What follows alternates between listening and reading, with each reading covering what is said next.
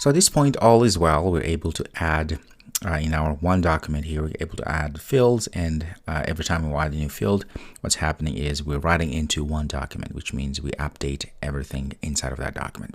Obviously, this is very simplistic, nevertheless, still works. So what we're going to do now is to add more thoughts here, or add more documents, because in this case here, as we add these documents, each document will have, for instance, this is thought number 1 with its title, and then we can add another one here that says something else, another one, another one, another one. So each of these thoughts, each of these documents will have, of course, there's fields, because that's the idea, right? So as we write our journal, we don't want to update what we've written before. We want to keep writing, so we have a collection, if you will, of all of these different thoughts.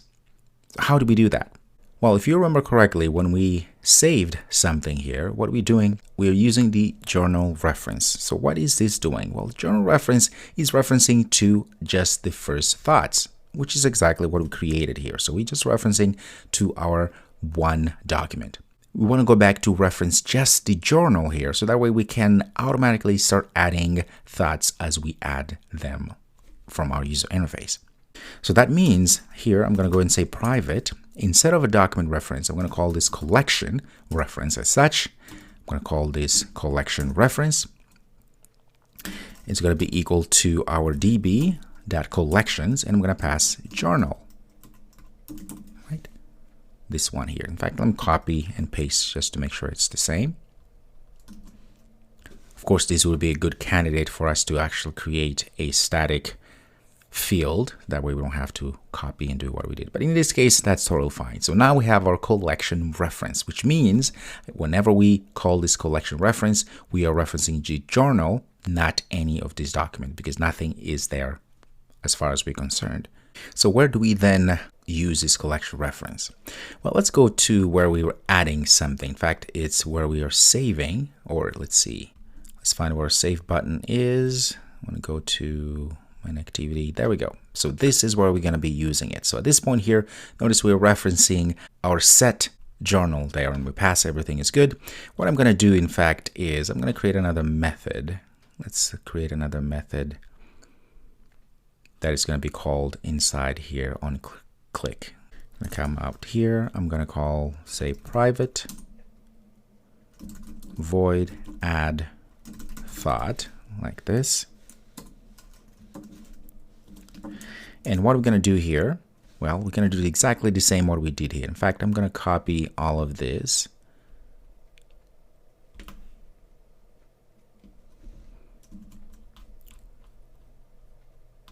Put it right there. And then what I'm going to do, I'm going to use a different reference. So this is going to be collection reference, add, and I'm going to add our journal object.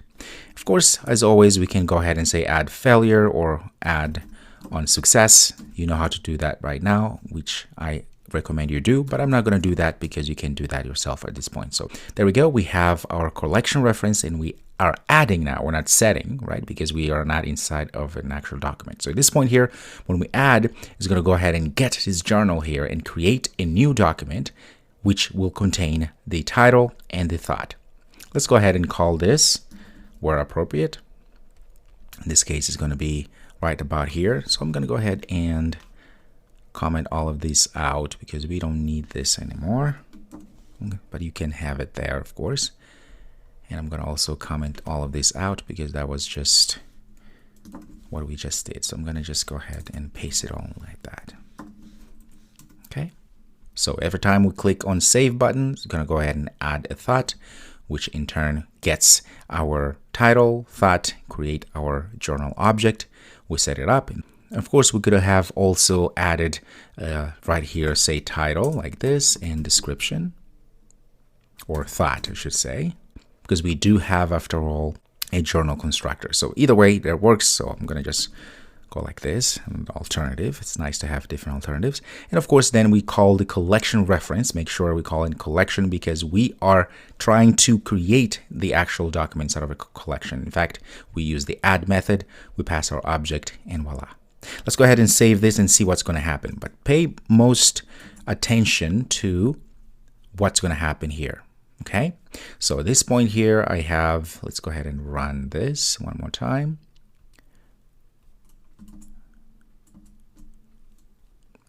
All right. So what's going to happen now? If I go ahead and add something new, another special thought. Let's go ahead there. New way of adding documents. What do you think is going to happen? Let's go ahead and say save. When we do save, takes a second, and voila, look at that. That was added. Click on it, and it goes away and shows us the thought, which is exactly what we added there, and another special thought.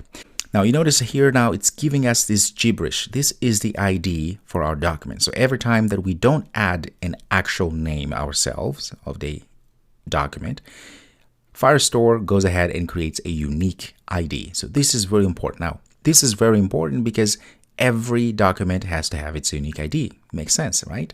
So we go first one, it's showing first thoughts because that's what we created earlier, right? Because we've used this reference that we created here, which is journal reference. That's what we used before, right?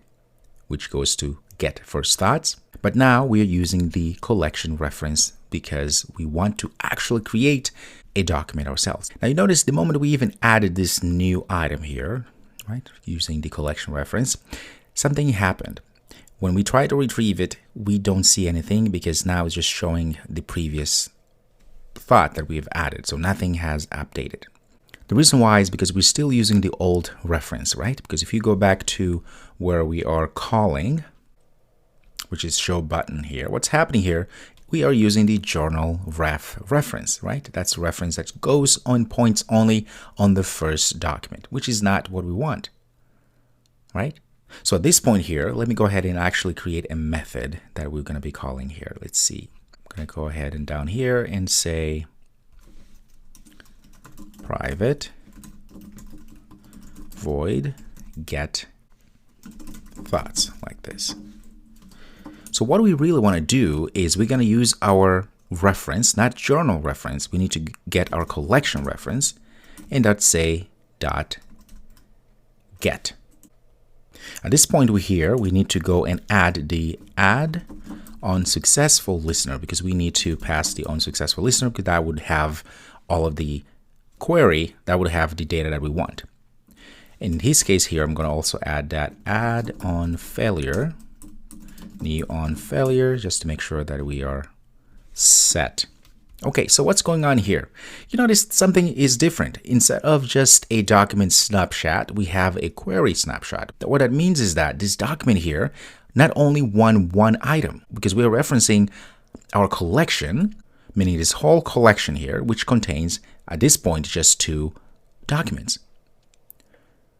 That's the reason why we are getting a query, which means it has all of these documents here. So if we had 100,000 here documents, it would contain all of 100,000 documents. In fact, on success here, what we can do, very simple for now for you to take a look. Let's go ahead and loop through so you can see all of the items there. So what I'm going to do here, I'm going to say for, this is advanced for loop. I'm going to say query snapshot called snapshots and query snapshots documents like that. All right, this has to be query snapshot documents type. There we go, like this. I'm going to go ahead and loop through, say log t, like that. And what I'm going to do, I'm going to say snapshots dot, I can get the ID, I can get the string field of some sort. I'm going to get a string here, like this. And I'm going to go ahead and say I want every key title, like that. So this get thoughts for now.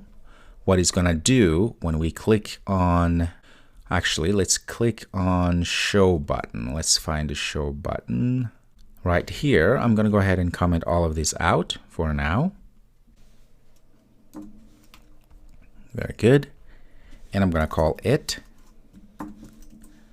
to get all thoughts, right? You're not going to see anything in our user interface, of course, but at least we hopefully going to be able to see all of the titles. Let's go ahead and run.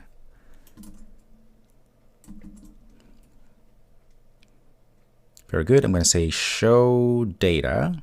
Nothing happened, but let's go ahead and open our logcat. Let's find debug main activity. There we go. On success, creating from class another special thought. In fact, I can come down here instead of the key. Let me go ahead and get just the ID. Look at this. Get the ID of each item. So get ID like that. So we're going to give all of the IDs. So in this case, there's going to be 2 of them. I'm going to refresh this. Let's go ahead and show data.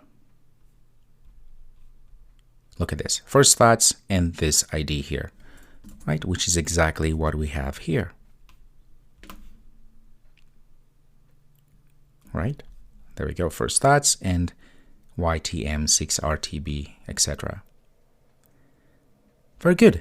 So at this point here, that means if we have the snapshots and we're able to get the titles, we're able to get the actual documents, in this case here, the ID of each document, and obviously we're going to be able to probe in and get the thought and title for each one. We can then take all of that information and show in our user interface, right? Now, because we have 2, in fact, we're going to be adding more documents here. This is not going to be working, right? Because we have to figure out a way to actually show them in a list here.